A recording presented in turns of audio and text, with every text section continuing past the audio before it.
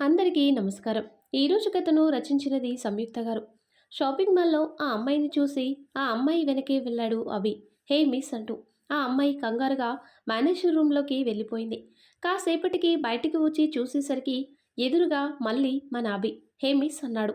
ఆ అమ్మాయి దగ్గరికి వస్తూ ఏడ్చినట్టుగా ఆమె మొహం, కళ్ళు చెప్పడంతో తన దగ్గరికి వెళ్ళాడు. అభిని చూసి ఏంటి సార్ అని వినయంగా అడిగింది.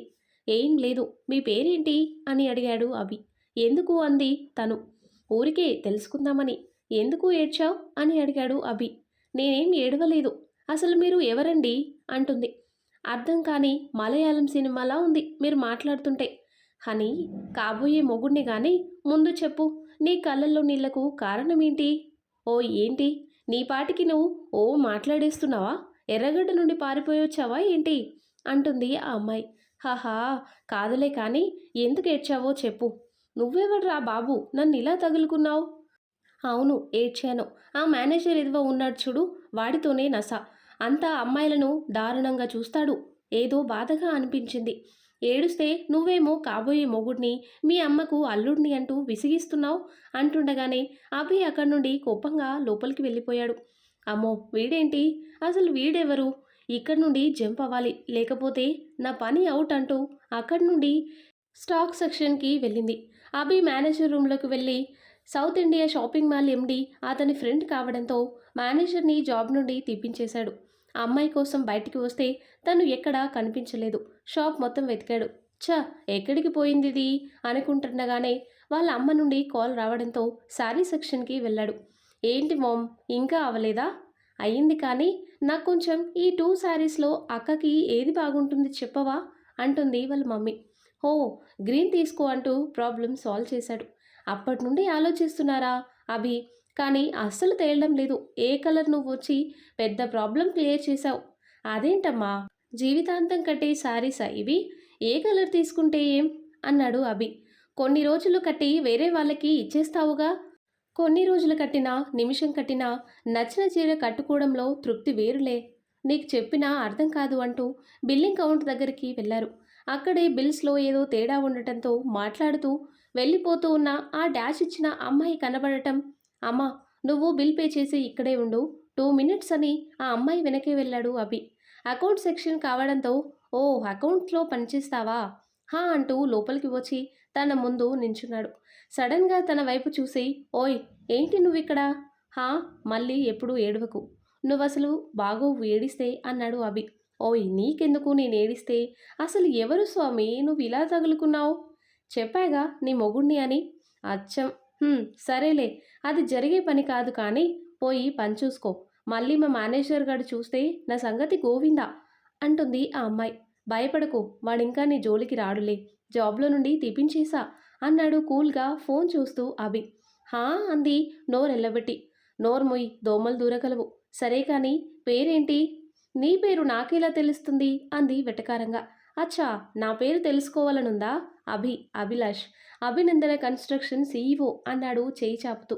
నీ పేరు అని అడిగాడు. నిన్ను నీలిమా సార్ అంటూ షేక్ హ్యాండ్ ఇచ్చింది సీట్లో నుండి లేచి నించొని. హే పర్లేదు కూర్చో. అండ్ నేను చెప్పింది ఏం చేశావు అని అడిగాడు అభి. ఏంటి సార్ అంది నీలిమ. అదే, ఏడవను అని నాకు ప్రామిస్ చేయమన్నానుగా అని అన్నాడు అభి. మీరు నాకేమవుతారు? నా గురించి ఏం తెలుసు అనేలోపు will you marry me miss Neelima అంటూ తన కళ్ళలోకి చూశాడు. షాక్తో నిలబడిపోయింది Neelima. Take your own time, రేపు వస్తాను, సమాధానం చెప్పు అంటూ లేచి వెళ్ళబోతూ వెనక్కి వచ్చి ఆ అందమైన కళ్ళకు కాటుకు అందం కానీ కన్నీళ్లు కాదు. ఏడ్చి ఆ కళ్ళ అందాన్ని పాడు చేయకు అంటూ వెళ్ళిపోయాడు నవ్వుతూ. అసలు ఏం జరిగిందో అర్థం కాక చైర్లో కూర్చొనిపోయింది నీలిమ. కార్ దగ్గర వెయిట్ చేస్తున్న వాళ్ళ అమ్మ దగ్గరికి వచ్చి బయలుదేరారు. లంచ్ టైం కావడంతో నీలిమ కోసం రమ్య వచ్చి తన ముందు కూర్చొని, హే నీలు, నీకు ఈ విషయం తెలుసా? మన మేనేజర్ గారిని జాబ్లో నుండి పీకేశాడంట ఎండి అంది బాక్స్ ఓపెన్ చేస్తూ. తెలుసు అంది చిన్నగా నీలిమ. తెలుసా? ఎలా అని అడిగింది రమ్య. పీకేసింది నా వల్లే కాబట్టి. అదేంటి? ఏమోనే రమ్య, అతగాడు ఎవరో వచ్చాడు. మన మేనేజర్ గాడు నన్ను పొద్దున చేసిన దానికి ఏడ్చాను అని వాడిని తీపించేశాడు. ముందు ఏడవను అని ప్రామిస్ చేయమన్నాడు. ఎవరు బాస్ అంటే కాబోయే మొగుణ్ణి అన్నాడే. ఆహాహా! గురుడు మంచి స్పీడ్ మీద ఉన్నాడే అంటుండగానే కొరియర్ బాయ్ వచ్చాడు. మ్యామ్ కొరియర్ అంటూ. కొరియరా? నాకా? అంటూ ఓపెన్ చేసి చూసి షాక్ అయింది నీలిమ. ఏమైంది? ఏంటి అది? అని అడిగిన రమ్యకు కొరియర్‌లో వచ్చిన బాక్స్‌లో ఉన్న తాళి తీసి చూపించింది. అందులో ఉన్న స్లిప్‌లో మన పెళ్లి తాళి నీకు నచ్చిందా? నీ మెడలో ఇది ఇంకా అందంగా ఉంటుంది. ప్రేమతో అభి అని రాసి ఉంది. ఏంటే నీలు? ఇది ఎవరైనా పూలు పంపుతారు, గిఫ్ట్స్ పంపుతారు. ఇతగాడెవరో చాలా సిన్సియర్‌లా ఉన్నాడు. ఓకే చెప్పేయి అంటుంది రమ్య. హే రమ్య! ఏంటి నువ్వు కూడా? నా గురించి మొత్తం తెలుసు కూడా. మా మామయ్య ఎలాంటి వాడో తెలీదా నీకు? రేపు అతను వస్తే ఇదిచ్చేసి, ఈ తాళి కోసం ఇంకో అమ్మాయిని చూసుకోండి అని చెప్పాలి. నాకు అలాంటి ఆలోచనలు ఏం లేవు కానీ పద అంటూ బ్యాగ్‌లో పెట్టి వెళ్ళిపోయింది నీలిమ. రాత్రంతా అభి ఆలోచనలు నీలుకి నిద్ర లేకుండా చేశాయి. ఆమె సమస్యలు ఎన్ని ఉన్నా అభి మొహం గుర్తు రాగానే అవేం ఆమెకు గుర్తుకు రాలేదు. మొదటి పరిచయంలోనే అభి మీద చాలా ప్రేమ వచ్చేసింది. కానీ పరిస్థితి గుర్తు చేసుకొని అభికి దూరంగా ఉండాలి అనుకుంది. నెక్స్ట్ డే 12 గంటలకి నీలిమ ఫుల్ వర్క్‌లో బిజీ ఉండగా వచ్చాడు అభి. హాయ్ అంటూ. హలో సార్ అంటూ లేచి నించొని స్మైల్ ఇచ్చింది. అభి అని పిలవచ్చు నన్ను. సార్ అంటూ ఏదో చెప్పబోతుంటే అబ్బా! తల పగిలిపోతుంది. పద కాఫీ డే పక్కనే ఉంది కదా! కాఫీ తాగుతూ మాట్లాడుకుందాం అన్నాడు అభి. నేను వెయిట్ చేస్తుంటా వచ్చేయి అన్నాడు. అంటూ వెళ్ళాడు. కాల్ వస్తే మాట్లాడుతూ కాసేపటికి రమ్యతో పాటు కాఫీ డేకి వచ్చింది. రమ్య వీళ్ళ మధ్యలో ఎందుకు అని వేరే టేబుల్లో కూర్చొని ఉంది. సార్ అని అభి ముందు వచ్చి నించొని అభి ముందు బాక్స్ పెట్టింది. ఏంటి నచ్చలేదా ఆ డిజైన్ నీకు అని అడిగాడు. లేదు చాలా బాగుంది కానీ దానికి నేను అర్హురాల్ని కాదు. ప్లీజ్ అర్థం చేసుకోండి అంటూ వెళ్ళబోతుంటే హే నీలిమ కూర్చో మీ ఫ్రెండ్ని కూడా ఇక్కడికే రమ్మని పిలువు అన్నాడు. ఇద్దరు ఉండటంతో కాఫీ వస్తే నీలిమకు ఒక కప్ రమ్యకి ఇంకో కప్ అభి ముందు పెట్టి తనకు తీసుకోలేదు కాఫీ. హే కాఫీ తీసుకో నాకు అలవాట్లేదు నేను తాగను. No thanks sir. Hey hi Neelima friend గారు నా పేరు అభిలాష్ అంటూ పరిచయం చేసుకున్నాడు. నీలిమ మాత్రం టెన్షన్గా చుట్టూ చూస్తూ ఉంది. అన్‌కంఫర్టబుల్‌గా ఫీల్ అవుతుండడం గమనించి ఇబ్బందిగా ఉందా ఇక్కడ నీకు అని అడిగాడు అభి. హా కాస్త అంటూ సైలెంట్ అయిపోయింది నీలిమ. నీలు నీ సమాధానం నో అయితే నువ్వు నాకు నో అని చెప్పేదానివి. కానీ నేను నీకు నచ్చాను. కానీ నీ ప్రాబ్లం ఏదో నాకు ఓకే చెప్పకుండా ఆపేస్తుంది. నేను మాటిస్తున్నాను. నీ ప్రాబ్లం ఏదైనా సరే నాకు చెప్పు. నేనున్నాను అంటూ నీలిమ చెయ్యి తన చేతుల్లోకి తీసుకోగానే కంగారుగా అతని చెయ్యి నుండి చెయ్యి విడిపించుకొని థ్యాంక్స్ సార్ ఫర్ కాఫీ అంటూ అక్కడి నుండి రమ్యని తీసుకొని వెళ్ళిపోయింది మౌనంగా నీలు. ఆ అబ్బాయి చాలా మంచివాడే. అసలు చెప్పకుండానే నీ ఇబ్బందిని, నీ భావాలను అన్నీ తెలుసుకోగలుగుతున్నాడు. నువ్వతన్ని పెళ్లి చేసుకుంటే చాలా సంతోషంగా ఉంటావు అంటుంది రమ్య. కానీ నాకతను ప్రాణాలతో ఉండటం ముఖ్యం. నేనతనికి ఎంత దూరంగా ఉంటే అంత మంచిది. ప్లీజ్ రమ్య అతను ఇంకోసారి ఇక్కడికి వస్తే నన్ను కలవకుండా చూడే అని అంటుంది నీలిమ. ఎందుకే అంటుంది రమ్య. ఎందుకంటే మనసులో ఉన్న భావాలు కూడా చదివేయగలడతను. అందుకే అంటుంది నీలిమ. ఇక ఇటు సాక్షి ఇంట్లో పెళ్లి చూపుల్లో అబ్బాయి రామకృష్ణాపురం అమ్మాయితో ఒంటరిగా మాట్లాడాలని వచ్చాడు. హే హాయ్ సాక్షి నాతో ఫ్రీగా ఉండు. ఏంటి తల దింపేసి కూర్చుని ఉన్నావు నేను నీకు నచ్చలేదా అని అడిగాడు మురళి.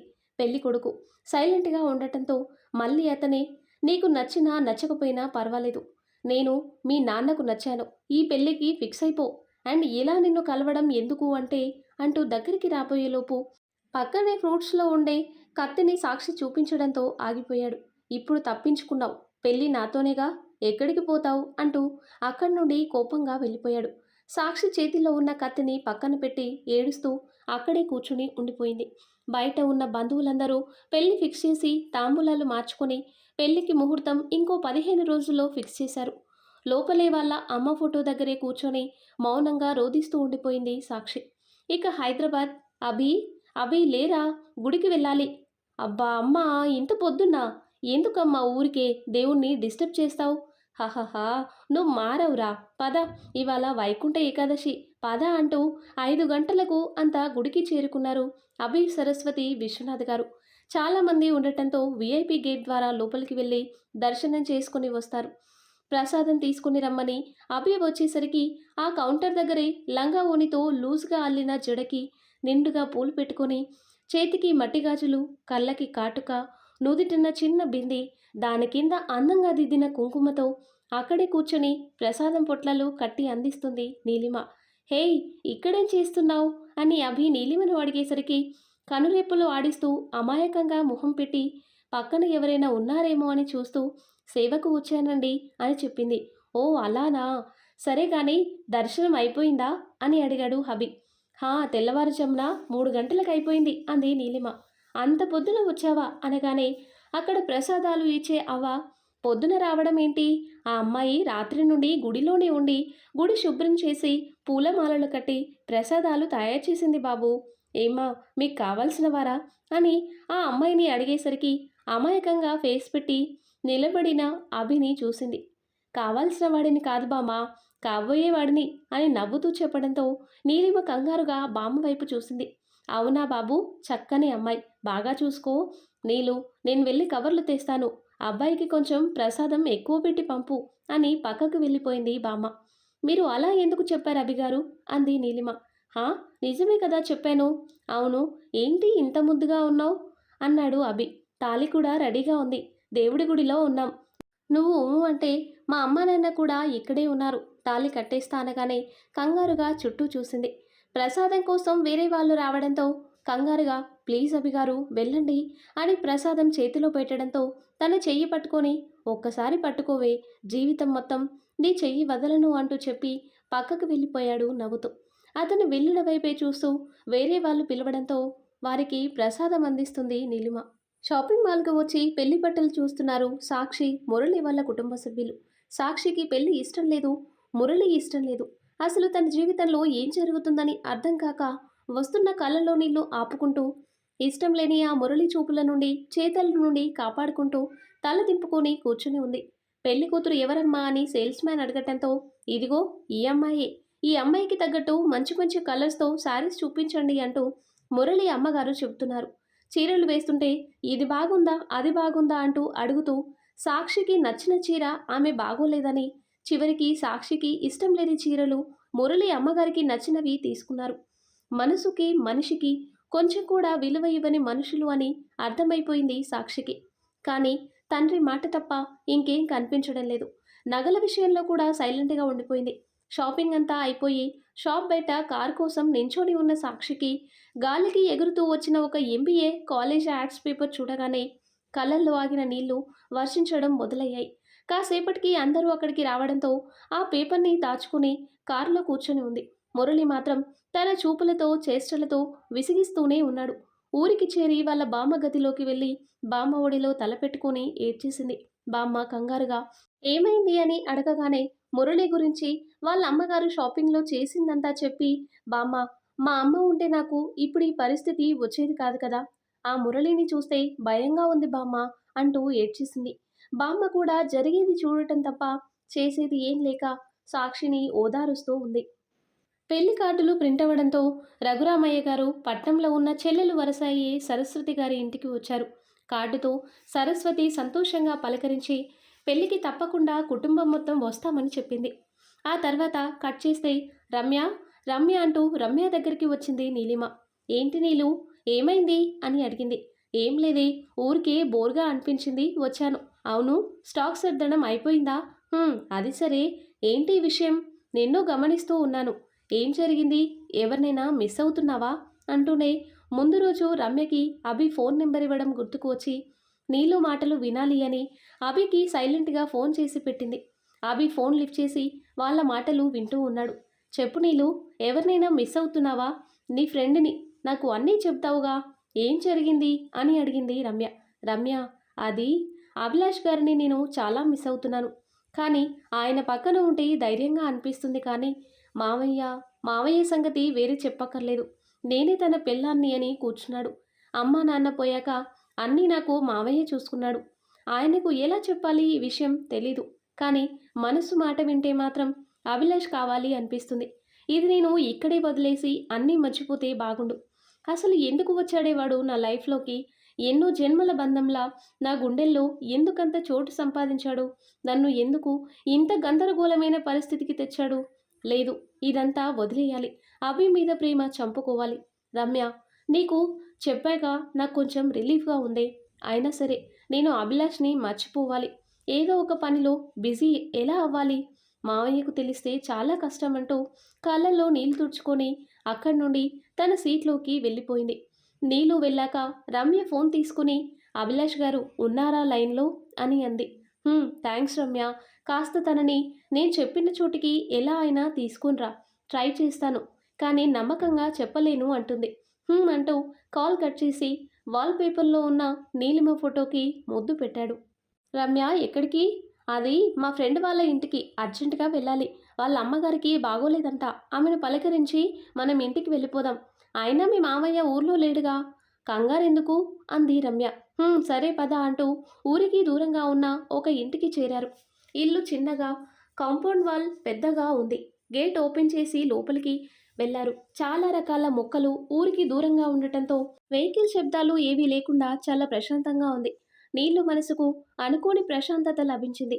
నీళ్ళు, నువ్వు ఇక్కడే ఉండు, నేను లోపలికి వెళ్ళి చూసి వస్తాను అనగానే అక్కడే ఉన్న చైర్లోని కూర్చుని ప్రశాంతంగా తల వెనక్కి వాల్చింది.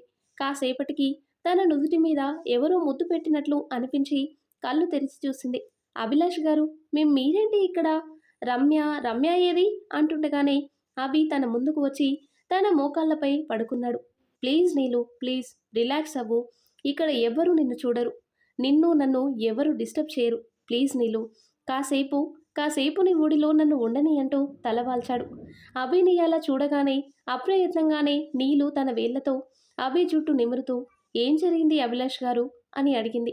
తల పైకెత్తి మోకాళ్ళపై కూర్చొని తన 2 చేతులతో నీలు మోహాన్ని దగ్గరికి తీసుకున్నాడు. మనసులో నన్ను పెట్టుకుని నువ్వింకా ఎవరిని పెళ్లి చేసుకున్నా అది నిన్ను నువ్వు మోసం చేసుకోవడం కాక నిన్ను చేసుకునే వాళ్ళని మోసం చేసినట్లు అవుతుంది. నువ్వు ఇన్ని రోజులు మీ మామయ్య పెంచాడు కాబట్టి తనని పెళ్లి చేసుకుని రుణం తీర్చుకోవాలి అనుకుంటున్నావు. కానీ మనసులో నన్ను పెట్టుకొని మీ మామయ్యతో సంతోషంగా ఉండగలవా? మీకు ఎలా అని అంటుంది నీలు. నాకు తెలుసు, నువ్వు రమ్యతో మాట్లాడిందంతా నేను విన్నాను ఫోన్లో. ఆ మాటకు సైలెంట్గా లేచి పక్కకు వెళ్ళిపోయింది నీలు. తన వెనకే వచ్చి తన పక్కన నించున్నాడు. కానీ ఆమెకు తను అంటే ఇష్టమని అడ్వాంటేజ్ తీసుకోలేదు. ప్లీజ్ నీలు, మీ మావయ్యతో నేను మాట్లాడి ఒప్పిస్తాను. ఆయన ఒప్పుకుంటేనే మనం పెళ్లి చేసుకుందాం. కానీ నువ్వు డల్గా ఉండకు. నేను నిన్ను ఇలా చూడలేకపోతున్నా. నువ్వు ఇలా డిస్టర్బ్గా ఉండటానికి నేను కారణం అస్సలు కాకూడదు. నేను పక్కనే ఉంటే నువ్వు సంతోషంగా ఉండాలి కానీ ఇలా డల్గా కాదు అనగానే తనని హత్తుకుంది నీలు. ప్లీజ్ అభి, ప్లీజ్ మావయ్యతో త్వరగా మాట్లాడు అంటూ నవ్వుతూ ఆమెను తన బాహువుల్లో దాచి కళ్ళతోనే ఇంటి నుండి బయటికి వస్తున్న రమ్యకు థ్యాంక్స్ చెప్పాడు. 10 రోజుల తర్వాత అక్కడ సాక్షి పెళ్లి పనులు జోరందుకున్నాయి. పెళ్లి హడావిడి ఇంట్లో ఉంది అని, తన మొహంలో ఎలాంటి పెళ్లి సంతోషం కనబడలేదు అని వచ్చిన బంధువులు అనే కంటే రాబంధువులు అనేది నయమేమో. సాక్షి ఆలోచనలు ఒకలా ఉంటే సాక్షి డల్గా ఉండటం చూసి ఎవరినో ప్రేమించినట్టు ఉంది. అందుకే పెళ్లి ఇష్టం లేనట్టు ఉంది. మొహంలో పెళ్లి కలనే లేదు అని చెప్పుకోసాగారు. ఇది ఆ నోట ఈ నోట పెళ్లి కొడుకు తరపు వాళ్ళకి పెళ్లికి ముందు రోజు తెలిసింది. వాళ్ళు రఘురామయ్య గారిని నిలదీయడంతో సాక్షిని పిలిపించారు. ఎప్పుడూ లేనిది తండ్రి పిలవడంతో సంతోషంగా తండ్రి గదికి వెళ్ళింది. కానీ అందరూ అక్కడే సీరియస్గా ఉండటం చూసి విషయం ఏంటో అర్థం కాక డోర్ దగ్గర నుండే పిలిచారంట నాన్నగారు అన్నది తల ఉంచుకొని. నువ్వు ఎవరినైనా ప్రేమిస్తున్నావా? నీకు ఈ పెళ్లి ఇష్టం లేదా అని అడిగారు కోపంగా. లేదు నాన్నగారు, నేను ఎవరిని ప్రేమించలేదు అన్నది కళ్ళలో నీళ్లతో. మరి పెళ్లి ఇష్టం లేనట్టు ఆ మొహం ఏంటి అని అడిగారు మోరలి అమ్మగారు కోపంగా ఎరుపెక్కిన కళ్ళతో.